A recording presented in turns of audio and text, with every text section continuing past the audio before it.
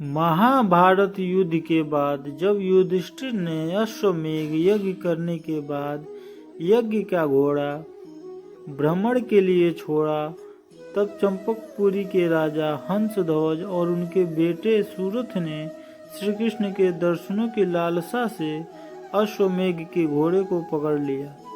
पिता और पुत्र दोनों ही श्री कृष्ण के परम भक्त थे और उन्हीं के हाथों से संसार का त्याग करना चाहते थे। इसी कारण से घोड़े को पकड़ने के बाद उन्होंने युद्ध की ललकार पांडवों के कानों तक पहुंचाई, जिसे सुन अर्जुन अपनी विशाल सेना समेत युद्ध के लिए निकल पड़े। जब युद्ध के मैदान में श्री कृष्ण ने अर्जुन और सूरथ को आमने सामने देखा तो वह विचलित हो गए।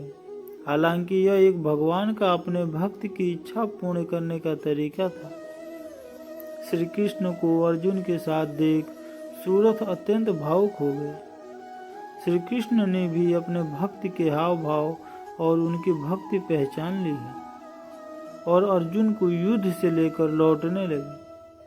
अर्जुन को कुछ समझ नहीं आ रहा था कि यह क्या हो रहा है और क्यों श्री कृष्ण सूरथ से युद्ध नहीं करने देना चाह रहे हैं।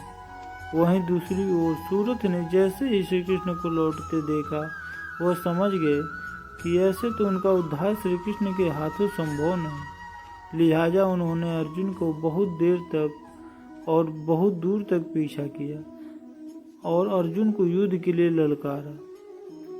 ललकार सुन अर्जुन रोक न सके, खुद को और भीषण युद्ध आरंभ हुआ, जिसके बाद अर्जुन ने सूरथ का सिर धड़ से अलग कर दिया। मरते समय सूरथ ने श्री कृष्ण को प्रणाम किया और कहा कि प्रभु, मैं भाग्यशाली हूँ जो आपके सामने मृत्यु को प्राप्त हो रहा हूँ।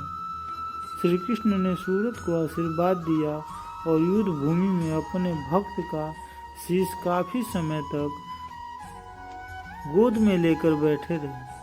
फिर अर्जुन के टोकने पर उन्होंने अपने भक्त के शीश को सम्मान सहित उनके राजमहल पुनः भेजा।